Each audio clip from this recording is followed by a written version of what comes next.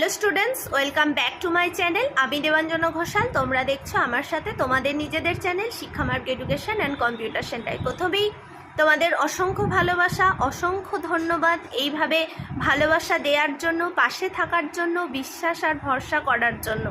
খুব কম সময়ে তোমরা আমাকে যতটা ভালোবাসা দিয়েছো তার জন্য আমি আপ্লুত, অভিভূত তোমাদের ভালোবাসায়। বিশেষত আজকের যে আলোচ্য বিষয় Bardhaman university BA first semester major ইতিহাসের সাজেশান 2023-24 সালের জন্য যে প্রশ্নগুলি পরীক্ষায় আসার মতো সম্ভাব্য এবং অধিক গুরুত্বপূর্ণ, সেই প্রশ্নগুলি আমি তোমাদের সাথে শেয়ার করে দিচ্ছি। দেখো, 23-24 বলার একটা কারণ আছে, কারণ আমি আগে যে ভিডিওটা করেছিলাম, মানে মেজর মাইনরের যে সংস্কৃতের করেছিলাম, সেখানে অনেক আমার স্নেহের ছেলেমেয়ে তোমরা বলেছিলে যে শুধু 24, তো সেই হিসাবে আমি বলি, দেখো তোমরা 23-এ ভর্তি হয়েছো, তোমাদের পরীক্ষাটা 23 সালে হওয়ারই কথা, কিন্তু যেহেতু পরীক্ষাটা পিছিয়ে 24 সালে গেছে, সেই হিসাবে 23-24 উল্লেখ করে দিলাম, যাতে তোমাদের বোঝার কোনো অসুবিধা না হয়। তো যদি তোমাদের মনে হয় ভিডিওগুলো তোমাদের একটু উপকারে আসছে, তাহলে তোমরা চ্যানেলটাকে সাবস্ক্রাইব করে অল নোটিফিকেশানটা অন করে রেখো এবং বন্ধুদের মাঝে বেশি বেশি করে শেয়ার করো। আর দুটো কথা না বললেই নয়, যেটা এই ফার্স্ট সেমিস্টারে তোমাদের প্রত্যেকটি ছেলে মেয়ের জন্য, আমার প্রত্যেকটি স্নেহের কাছের ছেলে মেয়ে তোমরা, যারা খুব অল্প সময়ে 2-3টে ভিডিও মাত্র আমি করেছিলাম, তোমাদের কোশ্চেন প্যাটার্ন কেমন, বাংলার সিলেবাস 2-4টে করেছিলাম, তো সেখান থেকে তোমরা এতজন আমাকে ভরসা করেছো, ভালোবাসা দিয়েছো, যে সেখান থেকে তোমরা অনলাইনে এতজন অ্যাডমিশান নিয়েছো। তো সেই হিসাবে তোমাদের ধন্যবাদ দিয়ে ছোট করব না, ভালোবাসা প্রকাশ করছি। সত্যি এইভাবেই ভরসা করো, ভালোবাসা দিও। আর তোমাদের যদি মনে হয় যে এখানে কেউ তোমরা অ্যাডমিশান নেবে, তাহলে তোমরা 8609778925 এই হোয়াটসঅ্যাপ নাম্বারে তোমরা SMS করো, তোমাদের সমস্ত ডিটেলস বলে দেওয়া হবে এখানে। অর্থাৎ কোচিং সেন্টারে একাদশ, দ্বাদশ, বিএ অল সেমিস্টার, কলা বিভাগের অল সাবজেক্ট, মানে মেজর, মাইনর, আর্টসের যে কোনো সাবজেক্ট পড়ানো হয়। তাই তোমরা যদি চাও অ্যাডমিশান নিতে, তাহলে ওই নাম্বারে অবশ্যই তোমরা হোয়াটসঅ্যাপে মেসেজ করো, তোমাদের সেন্টারের নাম্বার, সমস্ত ডিটেলস বলে দেওয়া হবে। তাহলে চলো আজকের আলোচ্য বিষয়ে প্রবেশ করা যাক। আর তোমরা ভিডিওটা বেশি করে শেয়ার করো, কারণ তোমার একটা শেয়ারিংয়ে তোমার বন্ধুটার অনেক বেশি উপকার হতে পারে, তো সেই হিসাবে তোমরা শেয়ার করো। তাহলে চলো।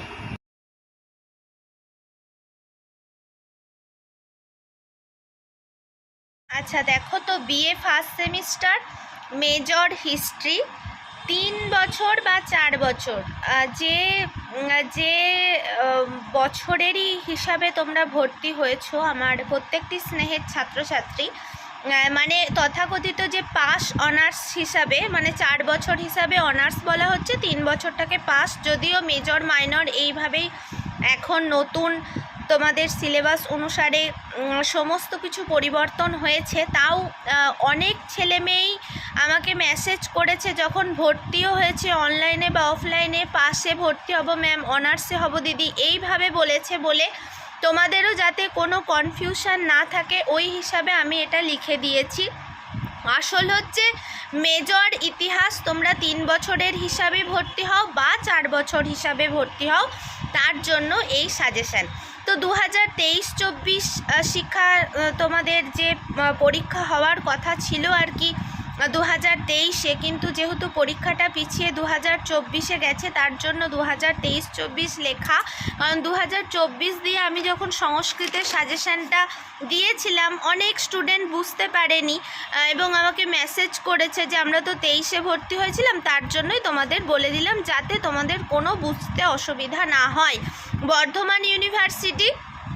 তো দেখো, প্রথম প্রশ্ন যেটা, যে প্রাচীন ভারতের চর্চায় সাহিত্যমূলক উপাদানের সীমাবদ্ধতা আলোচনা করো। 2 নম্বরের প্রশ্ন, প্রাচীন প্রস্তর যুগের ইতিহাসে মানুষের জীবনযাত্রা ও কার্যকলাপ লেখো। 3 নম্বরের প্রশ্ন, বৌদ্ধ ও জৈন ধর্মের পার্থক্য আলোচনা করো। 4 নম্বরের প্রশ্ন, ভারতকে কেন নৃতত্ত্বের জাদুঘর বলা হয় আলোচনা করো। 5 নম্বরের প্রশ্ন, ইতিহাস জানতে গেলে কোন উপাদানগুলির সাহায্য নিতে হয় তা আলোচনা করো। 6 নম্বরের প্রশ্ন, হরপ্পা সভ্যতা সম্পর্কে যা জানো লেখো। 7 নম্বরের প্রশ্ন, কিভাবে বিবর্তনের মধ্য দিয়ে আদিম মানুষ আধুনিক মানুষে পরিণত হলো তা নিজের ভাষায় লেখো। 8 নম্বরের প্রশ্ন, প্রাচীন ভারতে প্রতিবাদী ধর্ম আন্দোলনের অর্থনৈতিক প্রেক্ষাপট আলোচনা করো।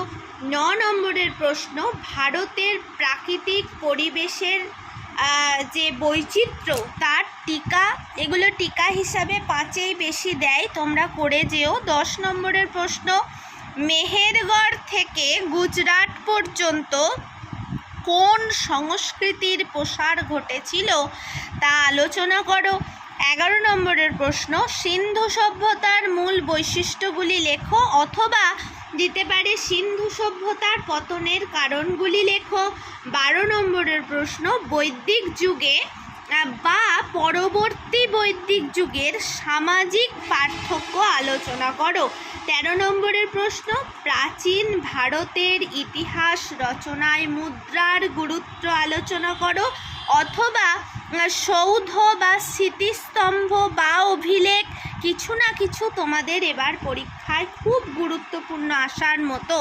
14 নম্বরের প্রশ্ন, প্রাচীন ভারতবর্ষকে জানতে হলে রামায়ণ মহাভারত পুরাণের গুরুত্ব বা অবদান সম্বন্ধে যা জানো লেখো। এবং 15 নম্বরের প্রশ্ন, ঋক বৈদিক যুগে নারীদের আর্থসামাজিক অবস্থান লেখো।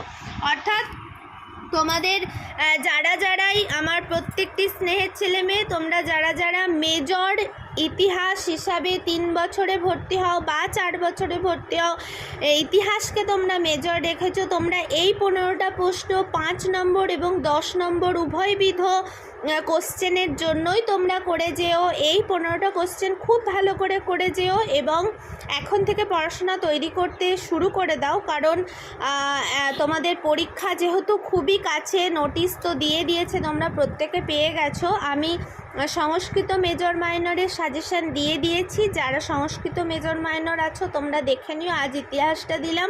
আমার সেন্টারে যে সমস্ত ছেলেমেয়েরা পড়ে, মানে ফার্স্ট সেমিস্টারে যে সাবজেক্টের স্টুডেন্ট ভর্তি হয়েছে, তো প্রত্যেকটা সাজেশান তোমরা পেয়ে যাবে। প্রত্যেকে ভালো থেকো, সুস্থ থেকো, এখন থেকে পড়াশোনা করো, পরীক্ষাকে ভয় ভেবে নয়, জয় করার উদ্দেশ্যেই এখন থেকে তোমরা সেই রকমভাবে পরীক্ষার জন্য প্রস্তুতি নিতে থাকো। আর এই সমস্ত কিছুর অ্যান্সারের PDF তোমরা যারা কিনতে চাও, তোমরা 8609778925 এই হোয়াটসঅ্যাপ নাম্বারে SMS করো। সেন্টারের নাম্বার, তোমাদের সমস্ত ডিটেলস বলে দেওয়া হবে। প্রত্যেকে ভালো থেকো এবং সুস্থ থেকো।